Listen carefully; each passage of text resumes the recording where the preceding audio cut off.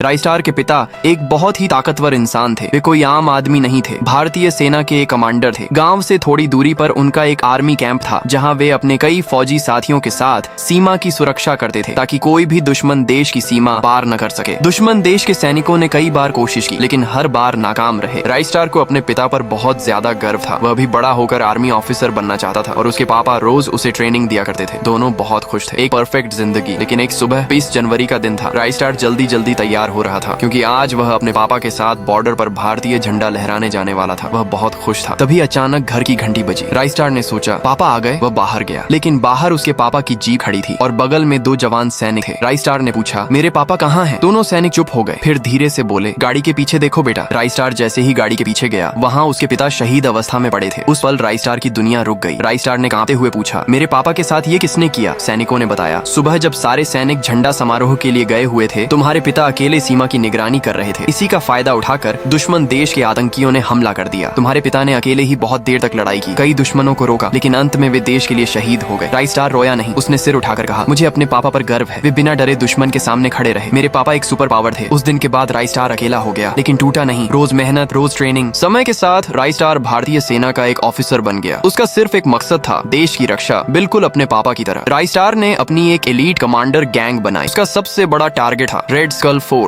एक बहुत ही खतरनाक आतंकी संगठन। उनका बॉस था रावण शेख। राइस्टार को पूरा यकीन था कि उसी ने उसके पिता को मारा था। एक रात राइस्टार ने अपनी पूरी टीम को तैयार किया। फाइटर जेट्स के साथ वे रेड स्कल फोर्स के कैंप की ओर निकल पड़े, लेकिन रावण शेख पहले से ही तैयार था। जैसे ही राइस्टार बॉर्डर से दूर निकला, रावण शेख के लोगों ने राइस्टार के कैंप पर हमला कर दिया। जब राइस्टार दुश्मन के कैंप पहुंचा, वहाँ कोई नहीं था। उसका दिल डूब गया। वह तुरंत अपनी टीम के साथ वापस कैंप आया। कैंप में हर तरफ तबाही थी। रावण शेख लाशों के बीच खड़ा जोर जोर से हंस रहा था। राइस्टार का गुस्सा अब काबू से बाहर था। वह सीधे रावण शेख के सामने गया। उसके साथ 3 आदमी थे, लेकिन राइस्टार बिल्कुल नहीं डरा। सिर्फ कुछ ही पलों में राइस्टार ने रावण शेख और उसके आदमियों को हरा दिया। रावण जमीन पर गिर पड़ा। राइस्टार ने कहा, तूने मेरे बाप को मारकर बहुत बड़ी गलती की। तभी रावण शेख मुस्कुराया और बोला, मैंने तेरे बाप को नहीं मारा। राइस्टार सदमे में आ गया। तभी पीछे से आवाज आई, अये मैंने मारा था। वहाँ खड़ा था राजपाल सिंह, राइस्टार की ही गैंग का एक कमांडर। राजपाल बोला, तेरा बाप मेरा दोस्त था, लेकिन वह मुझसे ज्यादा ताकतवर था और मुझे उसकी जगह चाहिए थी। राजपाल और रावण ने मिलकर राइस्टार पर हमला कर दिया, लेकिन राइस्टार के अंदर सालों का दर्द और गुस्सा भरा हुआ था। एक ही जोरदार हमले में राइस्टार ने दोनों को हमेशा के लिए खत्म कर दिया।